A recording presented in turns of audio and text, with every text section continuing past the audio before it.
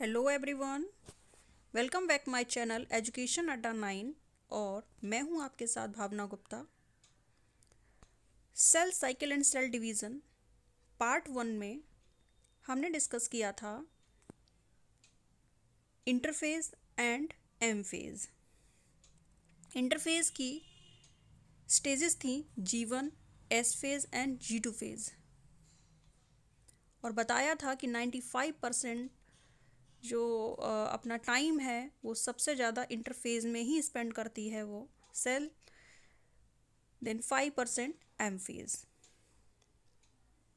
Then यहाँ पर मैं G0 स्टेज के बारे में मिस हो गया था, वो मैं यहाँ पर बताना चाहूँगी कि जब G1 स्टेज G0 स्टेज में एंटर करती है तो वो मेटाबॉलिकली एक्टिव तो होगी, लेकिन वहाँ पर कोई भी सेल डिवीज़न नहीं होगा। और इस G1 स्टेज G0 स्टेज को ही हम क्या बोलते हैं, क्वाइसेंट स्टेज कहते हैं।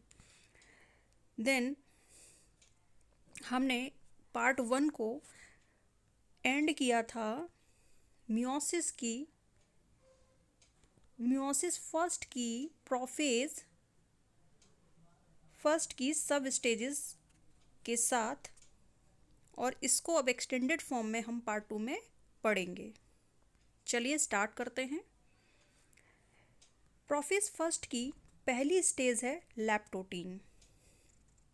इस स्टेज में क्या होता है कि जो क्रोमोसोम्स हैं वो ग्रेजुअली विजिबल होंगे और हमें कॉम्पैक्ट फॉर्म में दिखेंगे अंडर द लाइट माइक्रोस्कोप। अगला स्टेज है लैप्टोटीन के बाद zygotene. Zygotene is a very important stage क्योंकि यहाँ पर होती है साइनेप्सिस, और ये इसका कैरेक्टरिस्टिक है। साइनेप्सिस पूछा जाए अगर एग्ज़ाम के पॉइंट ऑफ व्यू से कि साइनेप्सिस कहाँ होती है, तो आपको जाइगोटीन याद रखना है। इसमें क्या होगा, क्रोमोसोम्स के बीच पेयरिंग स्टार्ट हो जाएगी। पेयरिंग को ही हम साइनेप्सिस बोलते हैं, और इसी दौरान एक कॉम्प्लेक्स बनता है जिसको हम क्या बोलते हैं, साइनेप्टोनीमल कॉम्प्लेक्स। और ये कॉम्प्लेक्स जो है वो पेयरिंग के दौरान बनेगा होमोलोगस क्रोमोसोम्स के साथ। अब इसको हम क्या बोलेंगे, बाइवेलेंट। अगली स्टेज है पेचाइटिन। अगली स्टेज है पेचाइटिन। इसमें बाइवेलेंट जो है वो स्पाइरल होंगे, शॉर्ट एंड होंगे एंड थिक एंड होंगे। Each bivalent is composed of 4 chromatid. Bivalent जो है वो 4 क्रोमेटिड का मिलकर बना होता है, इसलिए इसको क्या बोलेंगे, टेट्राड। जैसे कि आप डायग्राम में देख सकते हैं, सिस्टर क्रोमेटिड पैटर्नल है, देन एक तरफ है सिस्टर क्रोमेटिड मैटरनल, और इनसे क्या बनना है, टेट्राड। इसको बोलेंगे होमोलोगस। ये जो आपके सिस्टर क्रोमेटिड पैटर्नल हैं और सिस्टर क्रोमेटिड मैटरनल है, ये कैसे हैं क्रोमोसोम, होमोलोगस क्रोमोसोम है।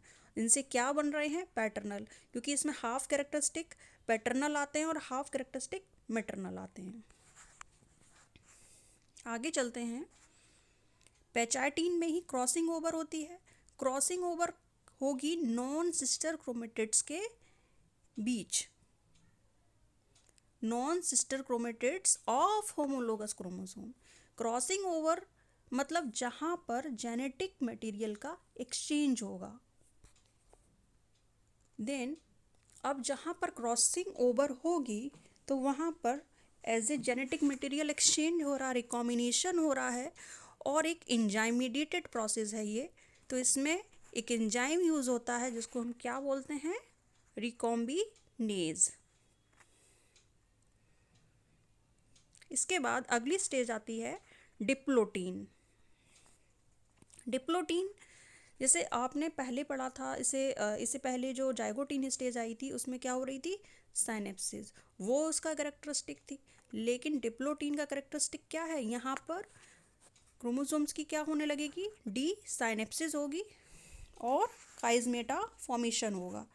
काइजमेटा आप दूर से आप इसमें काइज़मेटा जो है वो कैसे देख सकते हैं कि जहाँ पर एक्स शेप्ड स्ट्रक्चर बनेगा, मतलब आप समझ लीजिए कि वहाँ पर काइज़मेटा बन रहा है। काइज़मेटा देन डी साइनेप्सिस होगी, यानी क्रोमोसोम्स की यहाँ पर डी पेयरिंग होगी, मतलब पेयरिंग उनकी धीरे धीरे ख़त्म होगी, और लेकिन काइज़मेटा वाली साइड को छोड़कर, क्योंकि काइज़मेटा पर क्या हो रहा है, क्रॉसिंग ओवर हो रहा है, जैसा कि आप डायग्राम में देख सकते हैं डिप्लोटीन के। देखिए जो क्रोमोसोम्स हैं, होमोलोगस क्रोमोसोम्स हैं, उसमें एक रेड से दिखाया है, एक ब्लू से दिखाया है, और यहाँ पर वो एक दूसरे को क्या कर रहे हैं, क्रॉस कर रहे हैं, और इसी को हम क्या बोल रहे हैं, इस जगह को, कि यहाँ पर काइज़मेटा बन रहा है, यहाँ पर क्रॉसिंग ओवर हो रही है, जेनेटिक मटेरियल एक्सचेंज हो रहा है। अगली स्टेज आती है डाईकाइनेसिस। डाईकाइनेसिस जस्ट डिप्लोटीन के बाद आती है। डाईकाइनेसिस में क्या होगा, इसमें क्रोमोसोम कॉन्ट्रैक्ट होंगे, नंबर ऑफ काइज़मेटा रिड्यूस होने लगेंगे, और जहाँ पर ये रिड्यूस होने लगेंगे तो इस प्रोसेस को हम क्या कहेंगे, terminalisation. Chiasmata moves towards the end of chromosome. Chiasmata move होने लगेंगे towards the end of chromosome, मतलब टीलोमर एंड की तरफ। Nuclear envelope completely disappear. Nuclear membrane क्या है, वो धीरे धीरे डिसअपियर होने लगेगी और स्पिंडल फाइबर फॉर्मेशन होने लगेगा। अगला स्टेज है मेटाफेज फर्स्ट। मेटाफेज फर्स्ट, इसमें क्या है कि जो बाइवेलेंट क्रोमोसोम है वो कहाँ पर अलाइन हो जाएंगे, इक्वेटोरियल प्लेट पर। Then centromere of a chromosome does not divide during this stage. इसमें क्या है, सेंट्रोमियर डिवाइड नहीं होंगे इस स्टेज में। अगला स्टेज है एनाफेज फर्स्ट। एनाफेज फर्स्ट में जो होमोलोगस क्रोमोसोम्स हैं वो सेपरेट होंगे, और वो सिस्टर क्रोमेटिड्स के साथ, अपने अपने सेंट्रोमियर के साथ, वो अपोजिट पोल्स की तरफ पुल होंगे। Separation of tetrad into dyads known as a disjunction. Disjunction किसको बोल रहे हैं, कि जो भी टेट्राड्स का सेपरेशन हो रहा है उनके डाइट्स में, उसको हम डिसजंक्शन बोल रहे हैं, मतलब डाइट्स जिसमें पैटर्नल और मैटरनल दोनों ही कैरेक्टरिस्टिक आते हैं। अगला स्टेज है telophase first. Nuclear membrane and nucleus reappear होगा। Each pole receive 1/2 of the original chromosome number. प्रत्येक जो पोल है वो original chromosomes number, half original chromosome number को कैरी करेगा। After cytokinesis 2 haploid cells are formed. कितनी cells बनेगी, 2 haploid sales बनेगी, और मियोसिस फर्स्ट में कह सकते हैं 2 हैप्लॉइड सेल्स इसमें मिल रही हैं, half. Then this stage the stage between the 2 meiotic division. 2 meiotic division के बीच की जो स्टेज है उसको क्या बोलेंगे, इंटरकाइनेसिस बोलेंगे, जो कि शॉर्ट लिव्ड होती है। इंटरकाइनेसिस जो है आगे जाकर फॉलो करेगी प्रोफेज सेकंड में, जो कि मच सिंपल होती है प्रोफेज फर्स्ट से। आगे जाकर ये गैमेटोजेनेसिस में इन्वॉल्व होगी, जैसे स्पर्मेटोजेनेसिस होएगा और oogenesis। अगला है, यहाँ पर मियोसिस फर्स्ट खत्म होता है और मियोसिस सेकंड को कंटिन्यू करते हैं। Meiosis second, it is a equational division like mitosis. ये माइटोसिस की तरह ही इक्वेशनल डिवीजन है। इसमें भी कितनी 4 स्टेजेस होती हैं, prophase second, metaphase second, anaphase second and telophase second. Prophase second, इसमें भी क्रोमोसोम्स क्या हैं, बिकम विजिबल होंगे, न्यूक्लियर मेम्ब्रेन डिसअपियर होगा और स्पिंडल फाइबर का फॉर्मेशन होगा। अगला है मेटाफेज सेकंड। इस स्टेज में क्रोमोसोम्स अलाइन होंगे इक्वेटर पर। Then microtubules from opposite pole of the spindle. Microtubules जो हैं वो अपोजिट पोल्स की तरफ, opposite poles of the spindle get attached to the kinetochore of sister chromatid.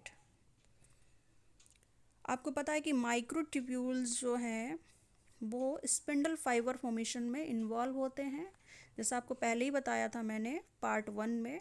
और माइक्रोट्यूब्यूल जो हैं वो ट्यूबुलिन प्रोटीन्स के बने होते हैं। एनाफेज सेकेंड जस्ट आता है मेटाफेज सेकेंड के बाद। It begins with the simultaneous splitting of the centromere. यहाँ पर क्रोमोसोम्स के सेंट्रोमियर की स्प्लिटिंग होगी, देन वो पुल होंगे अपोजिट पोल्स की तरफ। They move towards the opposite pole of the cell. After then, telophase second. Meiosis end with telophase second. Meiosis and होगा टीलोफेज सेकेंड के साथ। न्यूक्लियर मेम्ब्रेन जो है फिर से रीअपियर होगी। इस stage in which the two group of chromosomes once again get enclosed by nuclear envelope. इसमें फिर से क्रोमोसोम्स के दो ग्रुप जो हैं वो न्यूक्लियर मेम्ब्रेन में इनक्लोज्ड हो जाएंगे। रिजल्टिंग हमें क्या मिलेंगे? टेट्राड ऑफ सेल्स मिलेंगे, 4 हैप्लॉइड डॉटर सेल्स मिलेंगी। जैसा कि आप डायग्राम में देख सकते हैं, यहाँ पर इंटरफेज है, देन मियोसिस फर्स्ट से आपको 2 डॉटर सेल्स मिली हैं, देन 2 डॉटर सेल्स ये फिर से डिवाइड हो रही हैं और जिनसे हमें टेट्राड यानी कि 4 हैप्लॉइड सेल्स मिल रही हैं। आगे देखते हैं सिग्निफिकेंस ऑफ मियोसिस सेकेंड। अगर मियोसिस सेकेंड हो रहा है तो क्या महत्व क्या है इसका, क्यों हो रहा है, ज़रूरत क्या है इसकी हमें। देन मियोसिस सेकेंड यहाँ पर बता रहा है कि इससे हमें 4 हैप्लॉइड सेल्स मिलती हैं। It involves in the sexual reproduction without meiosis division नहीं हो सकता है। जेनेटिक वेरिएबिलिटी जो है पॉपुलेशन किसी भी ऑर्गेनिज्म की जो पॉपुलेशन है उसमें जो जेनेटिक वेरिएबिलिटी है वो मियोसिस डिवीज़न से ही आती है, जो कि जनरेशन टू जनरेशन वेरी करेगा। ये वेरिएशन जो है इन्वॉल्व होता है इवोल्यूशन प्रोसेस में। इसी के साथ cell cycle and cell division का एंड होता है इस चैप्टर का। आई होप आपको पसंद आया होगा video. Please like, share, comment and subscribe.